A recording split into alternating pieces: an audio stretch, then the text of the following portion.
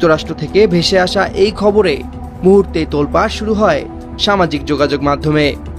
অর্থ পাচারের মামলায় অবশেষে গ্রেফতার জয়। পুলিশের সাবেক আইজিপি বেনজির আহমেদ ইন্টারপোলের হাতে গ্রেপ্তার। গতকাল অস্ট্রেলিয়ার এক বিলাসবহুল আবাসিক হোটেল থেকে ইন্টারপোল পুলিশ তাকে গ্রেপ্তার করেছে। পুলিশের সাবেক আইজিপি বেনজির আহমেদ ইন্টারপোলের মাধ্যমে গ্রেপ্তারি। বাড়ি থেকে টোকায় নিয়ে আসবো, মাটির তলে ঢুকলে সেখান থেকে বের করে নিয়ে আসবো। প্রিয় দর্শক, এইমাত্র পাওয়া তাজা খবর, ইতিমধ্যে অর্থ পাচারের মামলায় ইন্টারপোলের সাহায্যে আটক হয়েছেন সাবেক পুলিশের প্রধান বেনজির আহমেদ। এমনকি সজীব ওয়াজেদ জয়ও আটক হয়েছেন যুক্তরাষ্ট্রে। এইমাত্র এই খবর প্রকাশ হয়েছে, আপনাদেরকে দেখাবো। অবশ্যই ধৈর্য সহকারে পুরো ভিডিওটি দেখার চেষ্টা করবেন। প্রথমে আমরা দেখে আসি যে বেনজির আহমেদকে কোথা থেকে আটক করা হয়েছে, এমনকি তার কাছ থেকে কি কি তথ্য পাওয়া গেছে। তারপর আমরা দেখব সজীব ওয়াজেদ জয়ের বিষয়ে একটি ভিডিও না টেনে পুরো ভিডিওটি দেখবেন, একটি লাইক করে আমার সাথেই থাকবেন। পুলিশের সাবেক আইজিপি বেনজির আহমেদ ইন্টারপোলের হাতে গ্রেপ্তার। গতকাল অস্ট্রেলিয়ার এক বিলাসবহুল আবাসিক হোটেল থেকে ইন্টারপোল পুলিশ তাকে গ্রেপ্তার করেছে। পুলিশের সাবেক আইজিপি বেনজির আহমেদ ইন্টারপোলের মাধ্যমে গ্রেপ্তারি। বাড়ি থেকে টোকায় নিয়ে আসবো, মাটির তলে ঢুকলে সেখান থেকে বের করে নিয়ে আসবো। পুলিশ প্রশাসনকে ধ্বংস করে যিনি করেছেন দুর্নীতি, অনিয়ম করে যিনি করেছেন সম্পদের এভারেস্ট, তিনি বাংলাদেশ পুলিশের সাবেক মহাপরিচালক বেনজির আহমেদ। একসময় বাংলাদেশ পুলিশের সবচেয়ে শক্তিশালী কর্মকর্তা ছিলেন তিনি। মাথায় ছিল আইজিপি পদবীর সিংহাসন। অথচ আজ ইন্টারপোল পুলিশের মাধ্যমে রেড নোটিশ জারি করা হয়েছে এই সাবেক আইজিপি বেনজির আহমেদের বিরুদ্ধে।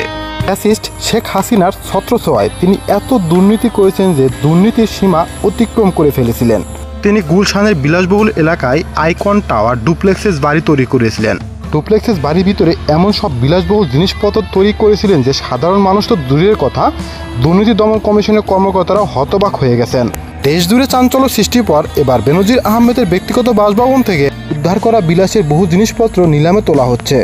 নিলামে ওঠা সম্পদের তালিকা শুনলে চমকে যাবেন যে কেউ।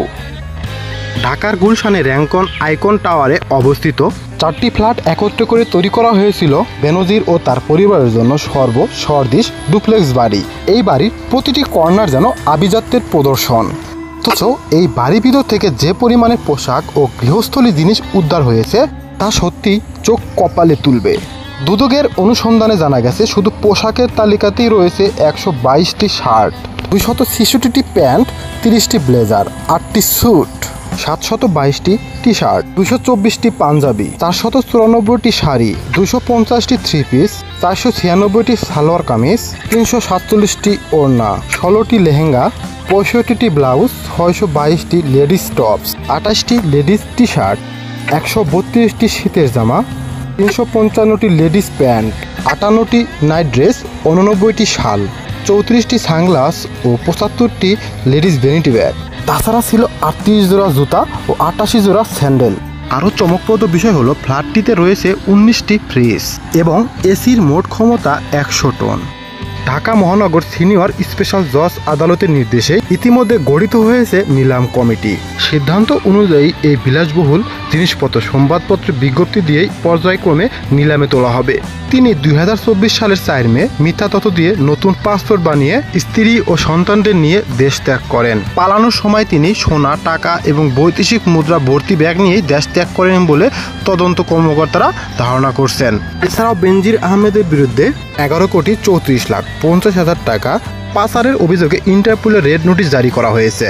শুধু বিলাসী জীবনই নয়, রাষ্ট্রযন্ত্রের উপর এক বিলাসী ব্যঙ্গ করে গেছেন এই বেনজির আহমেদ। আইন শৃঙ্খলা রক্ষার সর্বোচ্চ পদে থেকে দেশ ও দেশের মানুষের নিরাপত্তার শপথ নিয়েছিলেন যিনি, তার ব্যক্তিগত বাসভবন আজ দুর্নীতির স্মারক হয়ে দাঁড়িয়েছে। বেনজিরের জীবনযাপন, সম্পদের পাহাড় আর পালানোর কৌশল কিছুই যেন প্রমাণ করছে এক ব্যক্তির লোভ কিভাবে রাষ্ট্রীয় কাঠামোকে নাকাল করে দিতে পারে।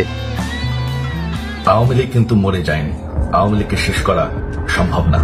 এক বছরের মধ্যে আমরা 5,500টি ইউনিয়ন তথ্য কেন্দ্র বানিয়েছি। হঠাৎ করেই যেন ইউটিউবের পর্দায় নেমে এলো এক চাঞ্চল্যকর খবর। একের পর এক ভিডিওতে ভেসে উঠতে লাগলো একই মুখ, একই দৃশ্য। হাতে হাত করা পুলিশের গাড়িতে তোলা হচ্ছে একজনকে, কিন্তু মুখটা যে বড্ড চেনা। এই কি তবে পলাতক প্রধানমন্ত্রী পুত্র এবং তার আইসিটি উপদেষ্টা সজীব ওয়াজেদ জয়? যুক্তরাষ্ট্র থেকে ভেসে আসা এই খবরে মুহূর্তে তোলপাড় শুরু হয় সামাজিক যোগাযোগ মাধ্যমে। গহীনের বার্তা নামের এক ইউটিউব চ্যানেল থেকে ঘন ঘন পোস্ট হতে থাকে ভিডিও, সাথে উল্লাসিত দাবি। অর্থ পাচারের মামলায় অবশেষে গ্রেফতার জয়। প্রথমে সাধারণ মানুষের চোখে বিষয়টি ছিল এক অবিশ্বাস্য ঘটনা, যে জয়কে নিয়ে এতদিন ধরে নানা রহস্য, তিনি কিভাবে হঠাৎ আমেরিকার রাস্তায় গ্রেফতার হলেন। গহীনের বার্তা চ্যানেলটি যেন সেই রহস্যের জট খুলতে শুরু করে। চটকদার থাম্বনেল যেখানে জয়ের মুখ বসানো হয়েছে অন্য কারো গ্রেফতারের ছবি, আর সাথে জুড়ে দেওয়া হয়েছে বিভিন্ন টকশোর খণ্ডিত অংশ। জেলবন্দি জয়, ইউনুসের চিঠিতে গ্রেফতার জয়, এমন সব শিরোনামে ভিডিওগুলো দেখা হয়েছে প্রায় 7.25 লাখ বার। মুহূর্তেই একদল মানুষ এই খবরকে সত্য বলে ধরে নেয়, আরেক দল এটিকে আওয়ামী লীগের পতন হিসেবে দেখতে শুরু করে। কিন্তু অল্প সময়ের মধ্যেই সন্দেহের বীজ বোনা হতে শুরু করে। কেউ বলল ভিডিওর ভেতরের কথার সাথে তো শিরোনামের কোনো মিল নেই, আবার কেউ বলল এত বড় একটি ঘটনা কিন্তু আন্তর্জাতিক কোনো গণমাধ্যমে খবর নেই কেন।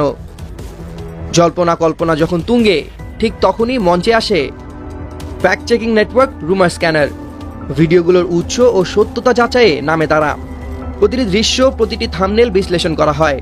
অবশেষে বেরিয়ে আসে এক চাঞ্চল্যকর সত্য।